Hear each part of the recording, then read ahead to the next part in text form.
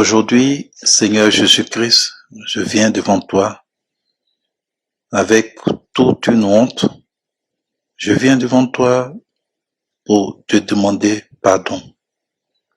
Pardon pour tout le mal que nous avons fait à ton Église. Ma génération, notre génération. Seigneur, parce que je fais partie de cette génération. Cette génération, nous avons installé l'abomination de la désolation dans ta maison. Nous avons détruit, Seigneur, l'évangile que tu as annoncé de ton sang. L'évangile pour lequel tu as donné ta vie. Seigneur, nous avons détruit, oui, ma génération. Je suis coupable, comme la plupart de mes frères pasteurs, comme la plupart de mes frères prophètes, comme la plupart de mes frères évangélistes. Je suis coupable de ce que, Seigneur, de 1980 à 1990, ce que nous voyons à l'église n'existait pas.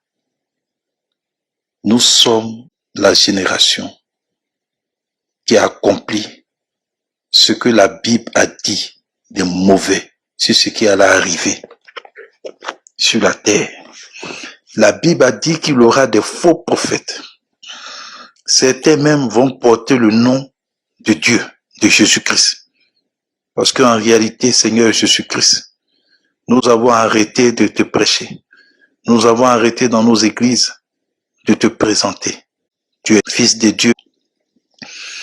Seigneur, nous, les faux prophètes, nous avons envahi ton église avec des chevaliers. Nous, les faux prophètes, qui devons prophétiser la repentance, qui devons prophétiser le royaume des cieux, qui devaient prophétiser le péché et amener le peuple à te craindre. Nous avons fait des pactes diaboliques avec des lois sataniques. Aux yeux, au su de tout le monde, nous, les prophètes de cette génération, nous portons des chevaliers, des bagues magnétisées, envoûtées, qui appartiennent aux loges mystiques. Nous portons des chaînes de sorcellerie. Nous, cette génération de prophètes, nous prophétisons la bénédiction. Nous prophétisons l'enfantement. Nous prophétisons le mariage. Nous, cette génération de prophètes, nous avons vendu l'huile d'onction. Nous avons commencé à vendre de l'huile d'onction. Et pour argumenter nos égarements, nous envoyons les gens dans l'Ancien Testament. Nous, prophètes de cette génération, Seigneur, voilà ce que nous avons fait. Nous avons fait boire de l'eau aux gens. Nous avons fait boire de l'huile aux gens. Nous avons vendu de l'huile. Nous avons fait la promotion de l'huile d'onction que je ne sais qui vient d'où, qui a oint. Nous sommes les seuls à voir si ce sont les démons, si ce sont les mystiques qui nous ont donné ces choses pour verser sur ton peuple, pour que ce peuple remplisse nos programmes, pour nous faire beaucoup d'argent. Nous, prophètes de cette génération, nous prophétisons pour nos ventes. Nous prophétisons le mensonge où tu annonces la colère. Nous prophétisons ta grâce. Seigneur, je te demande pardon en tant que prophète de cette génération. Je te demande pardon pour tout le mal que je fais avec mes frères. Seigneur, je te demande pardon pour tous les pasteurs de cette génération qui, après les années 90, cette génération, nous avons commencé, Seigneur, non pas à prêcher ta crainte, non pas à prêcher le royaume des cieux, mais à faire des programmes de leadership. La première fois, Seigneur, que j'ai entendu ce programme, c'était dans les loges maçonniques. Nous avons fait des programmes de leadership et nous faisons des séminaires de leadership pour amener les gens qui nous écoutent à nous adorer comme des dieux. Et ces programmes visent à nous remplir d'orgueil parce que nous devons régner sur les autres humains. Seigneur, nous sommes remplis d'orgueil après ces programmes de leadership. Comme si tu es mort pour parler de nos personnalités, pour voir comment nous devons marcher, comment nous devons nous habiller, avec qui nous devons parler, comment les gens doivent nous craindre. Et nous avons envoyé le peuple à nous prendre pour des petits dieux, des demi-dieux. Aujourd'hui, même quand on parle mal de toi, nous tous, nous sommes dans le silence. Mais quand tu parles des pasteurs, tout le monde se fâche parce que c'est devenu des leaders. Tu n'es plus le leader de l'église, mais c'est les hommes qui se proclament leaders. Seigneur, voilà ce que nous avons fait encore en tant que pasteurs. Nous savons que tu es un Dieu qui te révèle et qui envoie, mais nous avons fait des écoles pastorales pour éteindre ta vérité, où à la base, à la tête, c'est les francs-maçons des États-Unis, de l'Angleterre, de la France, qui ont initié ces écoles théologiques pour égarer ceux qui devaient délivrer le monde, les évangélistes. Et nous sortons de ces écoles avec deux démons, l'ignorance et l'orgueil. Seigneur, je te demande pardon pour ce groupe de nouveaux pasteurs qui sont devenus des écrivains à travers le monde. Tellement nous avons été aveuglés par l'ignorance. Nous écrivons chacun des livres pour faire des livres parallèles à la Bible. Et tellement nos livres ont envahi les librairies. Quand tu rentres dans une librairie, tu ne sais pas s'il faut acheter la Bible ou il faut acheter nos livres. Père, c'est notre génération. Et je fais partie de cette génération. C'est nous qui avons mis cette abomination dans la maison de Dieu. Il y a un monsieur qui s'appelait Branham qui a fait des livres. Aujourd'hui, ces livres sont en train d'égarer un grand nombre. Ces livres sont lits par rapport à ta Bible que tu as laissée. Aujourd'hui, en Côte d'Ivoire, nous avons un monsieur du nom de Kakou Philippe qui a brûlé la Bible ouvertement devant le silence coupable de toutes les associations évangéliques et qui a écrit son livre. Et d'ici 20 ans, 50 ans, un grand nombre va être égaré à partir de ces livres. Et je vois aujourd'hui tous les pasteurs qui ont pris de l'ampleur à partir de Facebook, à partir des réseaux qui se sont faits en train de dédicacer des livres. Et puis, leurs femmes aussi dédicacent des livres. Tout le monde est devenu écrivain. Père, non seulement cette génération de pasteurs et de prophètes ont installé l'abomination dans la maison de Dieu, mais ils ont osé nommer leurs femmes pasteurs, leurs femmes prophétesses à la chair. Ils ont osé nommer leurs femmes révérends. Et grave, Jézabel s'est installée à la chair pendant que ceux à qui tu as confié l'œuvre sont assis. Et tu as dit dans l'Apocalypse que ce que j'ai contre toi, c'est que tu as laissé la femme Jézabel enseigner et séduire mes serviteurs.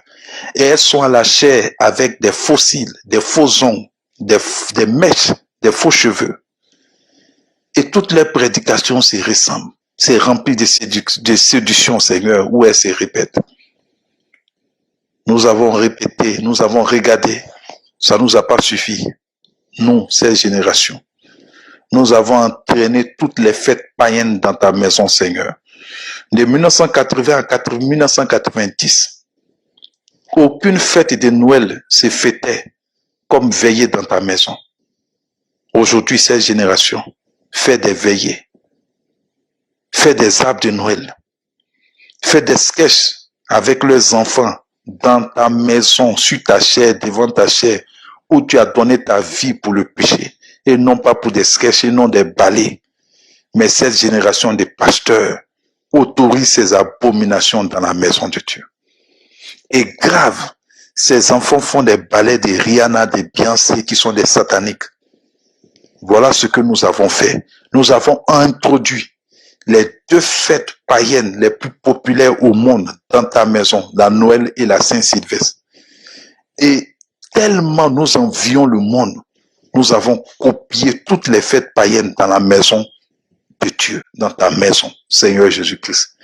Nous avons copié la fête des mères, la fête des pères, même la Saint-Valentin est fêtée dans certaines églises.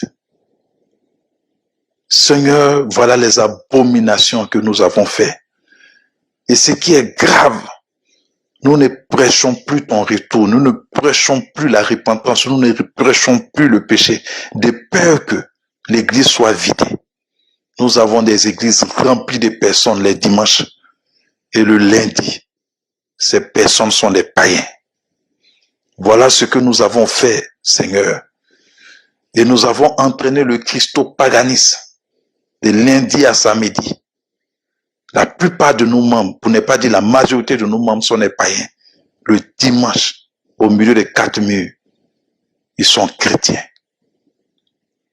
Seigneur Jésus-Christ, nous, pasteurs, prophètes, évangélistes de cette génération, nous sommes entrés dans la politique. Nous sommes devenus des politiciens avec une argumentation pas possible pour argumenter nos égarements. Seigneur, ce soir, je te demande pardon de ce que, en lisant la Bible, j'ai découvert que tu n'as pas donné ta vie à la croix pour la politique.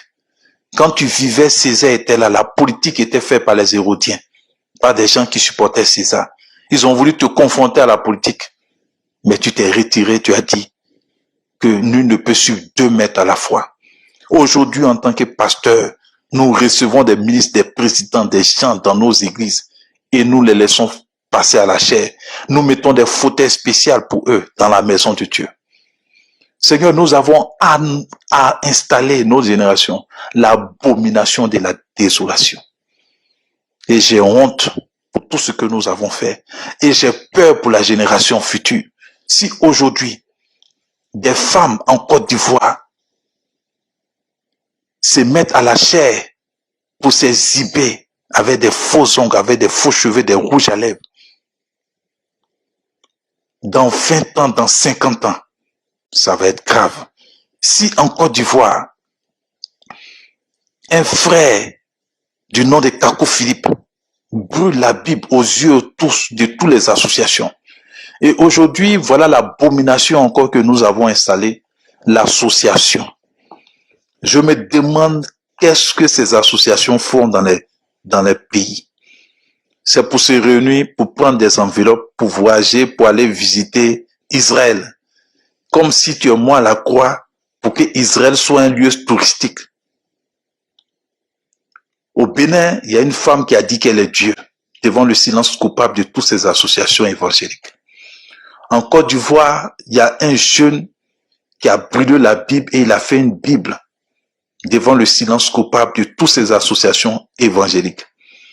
En France, l'église évangélique méthodiste a organisé un mariage gay devant le silence coupable de toutes les églises évangéliques à travers le monde et méthodistes. Voilà l'abomination que nous avons installée dans ta maison, cette génération. En 1980, ça n'existait pas. En 1990, ça n'existait pas. Ils ont célébré un mariage homosexuel dans ta présence devant ta chair. Quelle abomination.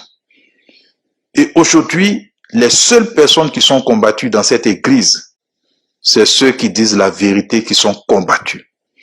C'est ceux-là qu'on traite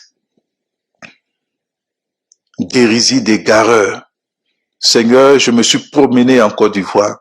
J'ai vu l'abomination dans l'église. J'ai vu des pasteurs mettre des affiches et représenter l'oiseau aigle sur l'affiche. J'ai vu des pasteurs faire des affiches et mettre le signe Is de la franc-maçonnerie sur l'affiche. Je me suis promené au Bénin, Seigneur. J'ai vu des prophètes venir vendre des bracelets, venir vendre de l'huile, venir faire des programmes d'enfantement. Répentons-nous. À tous ceux qui vont écouter ce message ce soir, je pleure cette génération.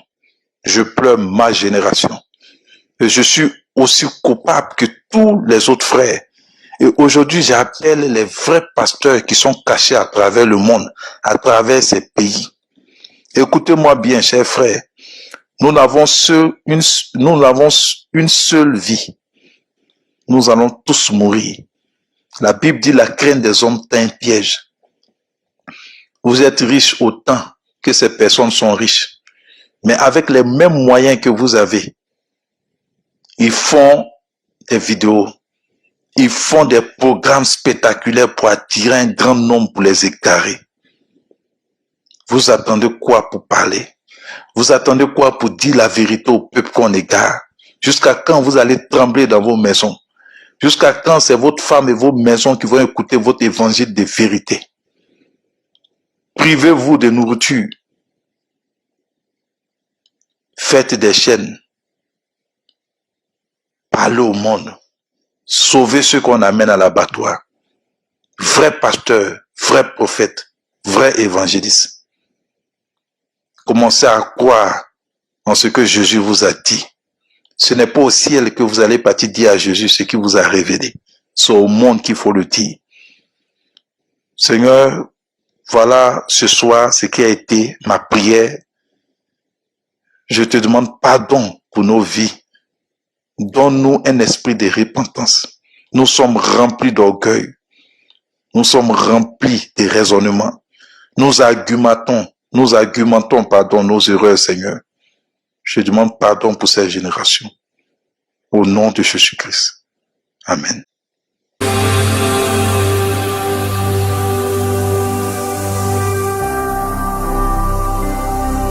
Jésus-Christ TV, vous connaîtrez la vérité et la vérité vous affranchira.